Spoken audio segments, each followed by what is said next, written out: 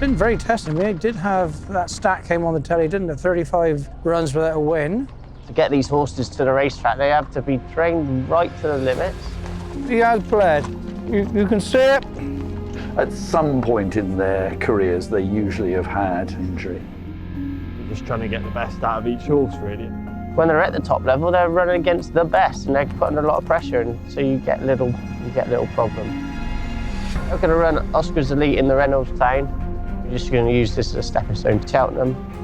He caught my eye in a piece of work, so we take our chance. One, eh?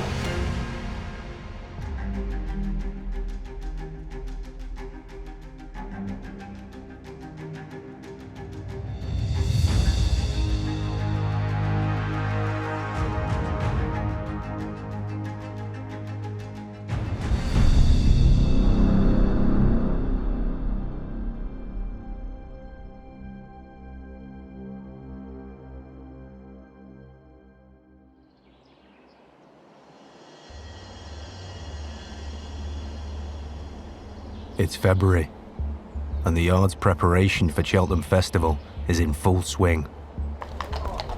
Unfortunately for Joe, one of his biggest prospects, Amarillo Sky, suffered a significant injury in his last race. Didn't come back in the winner's enclosure. He was lame. I hoped it was just a knock, but he hasn't. He scanned it. He's got a tendon injury, so he'll be out for 12 months. Tendon injuries are most certainly the commonest national hunt horse injury. Tendon fibres are continually breaking, and nature repairs them. His is a central core lesion. On a scale of 0 to 10, he's probably a 5. It's quite a large amount of the tendon is affected. I would say probably up to 55% of it that was damaged. But it is an injury that sadly does take quite a long time to recover. Oh, poor boy. It's one of those injuries that you have got to be patient, because if you want to have that longevity post-injury, then he's got to have the time that he needs in order for it to heal properly.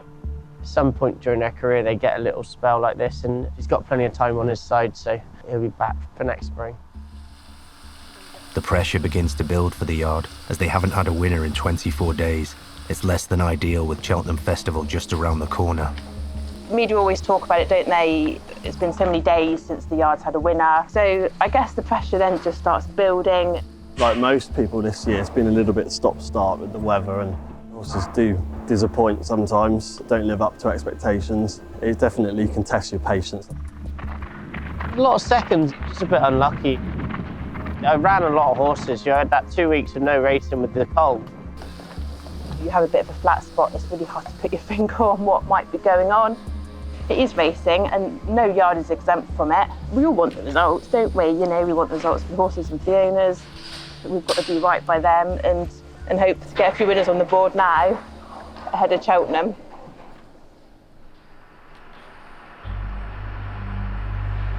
Confidence is not quite so high.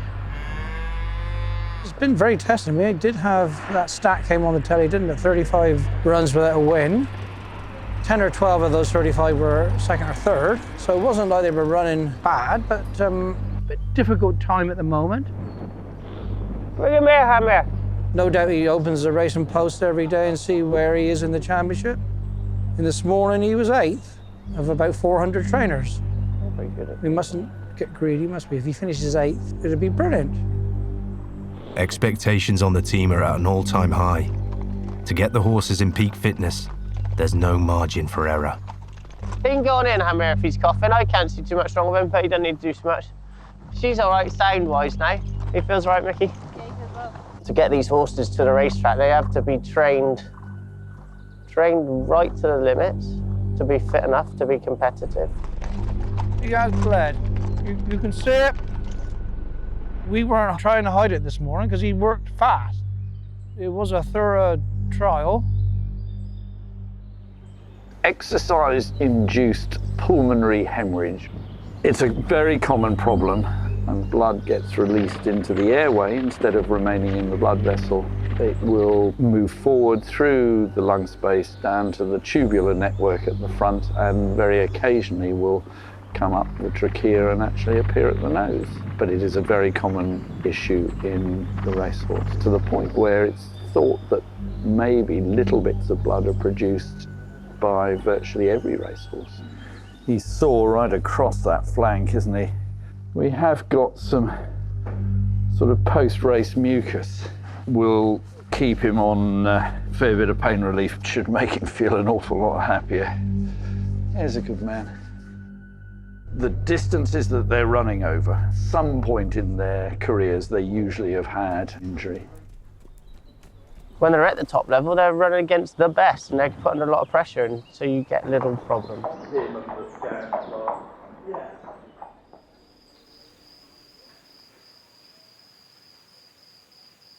Although the yard is primarily focused on Cheltenham, every winner is important, especially for their owners. If we can spring a winner, it would be lovely. And we'll forget about all the bad days. We're just trying to get the best out of each horse, really. I think the ones with Cheltenham targets, it's a massive thing, but not every owner's lucky enough to have a horse good enough to go to Cheltenham. It's just as important we focus on their horses and trying to get the best results for them as well. In the days that followed, the yard's luck began to turn, and Joe landed 3 important winners for a variety of owners. Scirocco's Dream, she's still out in front. She's jumped really well on her chasing debut, and Scirocco's Dream will win. Black and yellow Killer Kane, white jacket. Killer Kane, a super jump over that final fence, and it's Killer Kane to Joe Tizzard for JP Romans. Lalagerian up the hill, fairway Freddie still with over a length to find, trying to inch closer, but it's Lalagerian for Joe Tizzard. When you do have a winner, it's amazing, really. You know, that's what it's all about. That's what we do it for. The yard's Cheltenham Gold Cup contender continues his preparation in the Grade 2 Denman Chase. We've got Eldorado Allen going for the Denman Chase at Newbury on Saturday. He's sort of been our flag bearer in the big races this year. He's come up against some top class horses.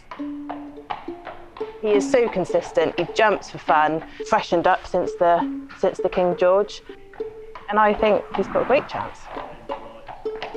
Yeah, looking forward to running him, and I think if we've done everything we can and got him there in good shape, and it's down to him and Brendan to go and get the job done. Depending on how he runs this weekend, Eldorado Allen will most likely line up at Cheltenham. It's race day at Newbury. The team have brought 2 horses who they hope will help in their hunt for graded winners. I got Eldorado Allen in the Denman Chase. He obviously won the race last year. I'm hoping to do it again.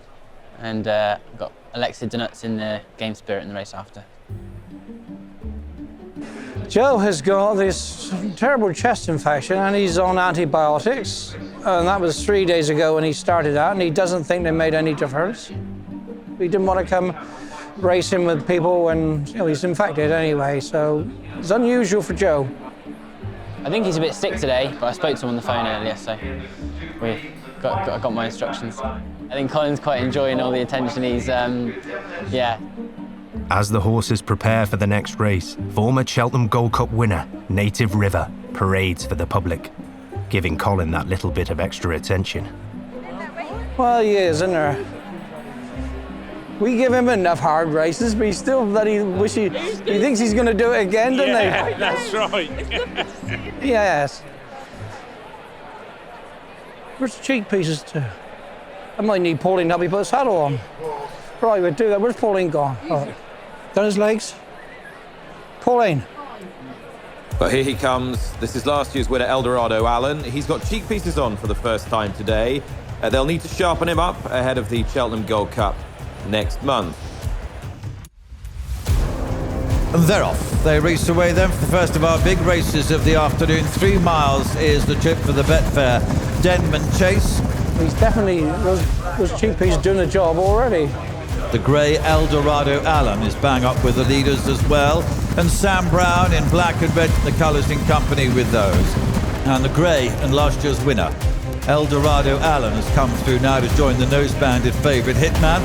Eldorado Allen just picks up in front there, landed by about a half length or so to Hitman in second place. Well, the best I've seen him jump for a while. So at the water jump, and they clear it. And it is the black and yellow jacket Eldorado Alan Brendan Powell to number 9, the first over the far side. And now to the 10th, which is an open ditch. Well, they're all bloody stacking that now. 6 of them. There's only about 4 fences to take to Kalashnikov, Eldorado Alan. All of a sudden, Fanny and Destruval trying to get closer with the extreme left at the final ditch. And as they get over it was Hitman, who just has the advantage. Well, one of them had to give, didn't it? Behind this Fanny, and it's Zanza who loves this course. Going to be his 5th win in a row here, and Zanza heads towards the line. It all went well till he got run over in the end, didn't he? That's as good as he was on the day. I think it was worth trying, wasn't it? Because how he was travelling and jumping, it was... Another day, another dawn. Yeah, he's back safe and sound anyway. Well, that's the main thing, isn't it? Yeah. Eldorado Alan probably done a bit too much early on, and he did jump and travel better than he ever has, and then didn't finish. So we were and afterwards where we went too fast. Back to the drawing board with him anyway. After the last race, champion trainer Paul Nicholls approaches Colin to discuss what went wrong with their front runners. Did they go too fast in that last race? They did, without a shadow of a doubt. And the winner was beat. What were you doing? I mean, we're on the same scenario. If I don't tie Brendan Powell's legs together, he will go in front. Brendan gets a leg up on Elixir de Nuts, who is looking to secure his place on the team for Cheltenham. They're off. A race away down to the first then of these 13 fences, and Fumenbil Sivala. Oh, Cobbin is going to sit in. Off to the right in the yellow Elixir de Nuts as they move down towards number 2. Well, you heard what Nicholls said, didn't you? Yeah, he wants an easy lead. So now he's going to hold his up. Here they come to plain fence number 2. He purposely dropped back in then. Elixir de Nuts, the grey, furthest from us, pink jacket Harry Cobden running in 3rd. 5 fences to jump from here. He's not bloody running away there, is he? Elixir de Nuts now 2 lengths behind those in 3rd place, standing Couraged along, and 2 lengths behind him is Malistic. So they're about to level up into the home straight, just in 3rd place. Not out of it. Elixir de Nuts 4 out. 2 Go on, Nuts. perfectly together. Elixir de Nuts behind. Come on, Nuts. Malistic in Here we go. 4. Go on, Nuts. Jump now. Go on, Nuts. Similar, bidding to repeat last year's success. Comes down towards the second last, moving on by a length and a half. Grenadine in second on the left. The grey horse Elixir de Nuts is challenging for second position. Malistic is behind those. They head down towards the last end. Fumenbil Sivala in front. Steadies as he comes to the final fence. Pops over it well. Elixir de Nuts has taken second. Grenadine with a back on his hand for 3rd. Malistic is challenging him. But it's Fumenbil Sivala and Charlie Deutsch in front by 2 lengths. Elixir de Nuts in the yellow is beginning to close, but as they race to the line, Fumenbil Sivala repeats last year's success.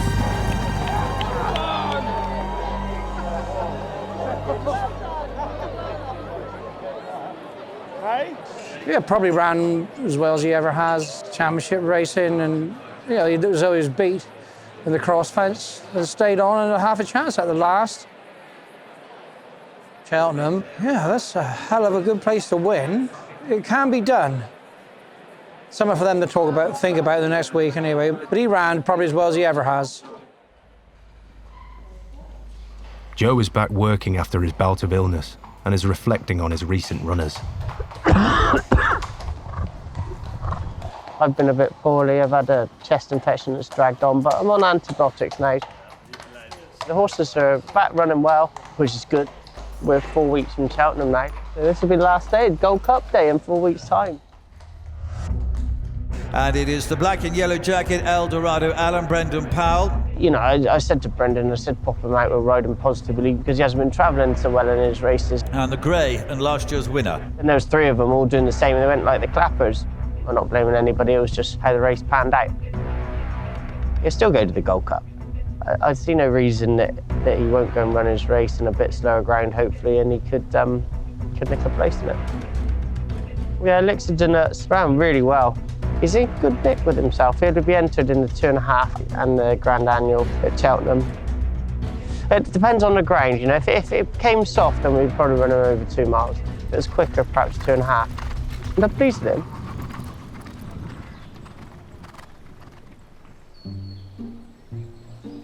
These are like my Bible, really. They got all the races in the next month. Race planning, These are my novice hurdlers, all the lists of horses, when they last run, what their handicap marks are. This is all the bottom weights of all the handicaps at Cheltenham in the last 5 years. There's some shit with the doctor. That's something to do with cattle. My little office. I am just looking for races for horses. It's a bit old-fashioned, but I quite like them because I can sit up here and just read through them and look at horses. Then I can just flick through and just scribble. Just sit and jot things down and try to make a plan. That's the key to it, you know. And everybody's got the facilities nowadays. They can get horses fit. Trying to map out their race planning is one of the biggest parts. A horse who showed great potential at Cheltenham Festival last year has since lost his way. Certainly a lot quicker than Oscar Elite. Remains in last place, where he's been pretty much from the outset. Oscar's Elite. He was crap last year. He was bleeding and things. He's difficult to predict, this fucking horse is.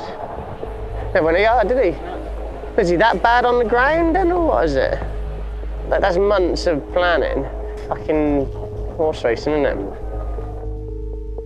Hasn't quite happened for him this year. I'd like to think he could get to Cheltenham. After seeing encouragement from Oscar Elite, Joe has a last-minute idea. We're going to run Oscar's Elite in the Reynolds Town. We're going to have a crack. There's only 4 runners. Cobden knows him well and he's going to ride him. He's got a chance of winning, don't get me wrong, he'll shake him up, but at the same time we're just going to use this as a stepping stone. We want a confidence boost.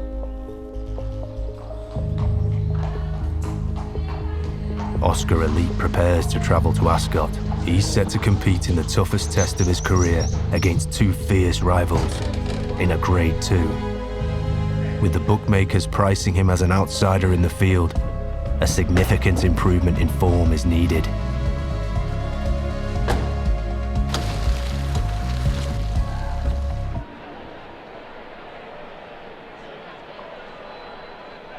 There he is. Smooth operator he is.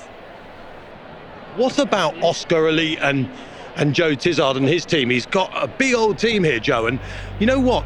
This horse has so much ability that he's not one to ignore. No, definitely not. You know, he's been placed in 2 Cheltenham Festivals, in the Albert Bartlett and the Ultima.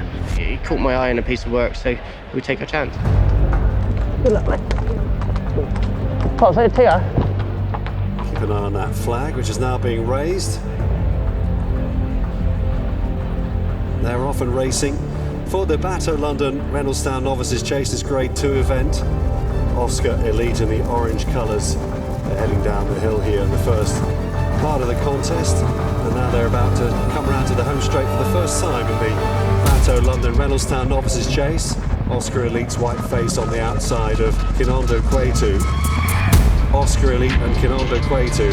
Oscar Elite, a talented chaser. It's unfolding to be quite an interesting contest. There's getting in tight there was Oscar Elite, but Bold Endeavour continues to pour it on from the front and takes them round towards the turn into the straight. And Oscar Elite trying to lay down a challenge. And Oscar Elite, they nicked a late Bella Kinondo. And now for the first time, Oscar Elite is all on the final fence here.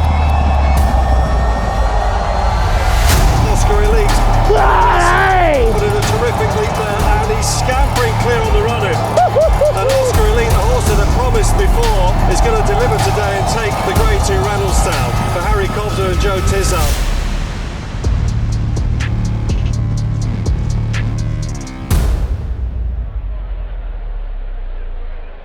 Fucking brilliant. Well done, Marianne. Fucking well done. Well done. Fucking lovely, wasn't it? Was it done, yeah?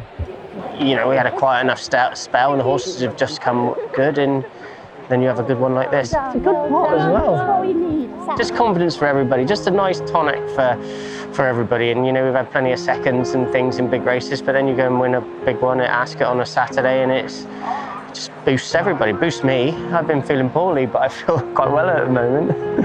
And when it comes off, it's special days and you have to enjoy them. There's plenty of disappointing days, and we'll enjoy this one and make the most of it and then make sure the Middletons enjoy it as well. Are we happy? Happy? Very, very, very happy. Like I've said all the way through, this is about Saturday runners in these big races, and that's what I'm about. We had a quiet enough spell and the horses have just come good. Then you have a good one like this, and hopefully there's a lot more to come.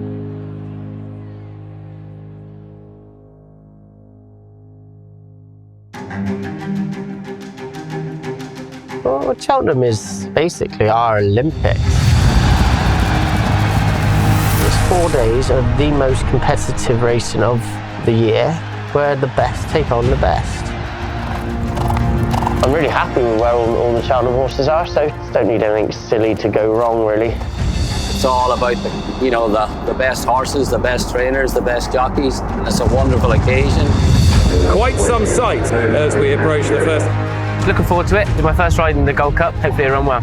When you have a winner at Cheltenham, it is more special than anywhere else. Simple as that. The white-faced Oscar Elite orange jacket has latched on as well. Come on! I was part of it all before, but I want to get my name on there.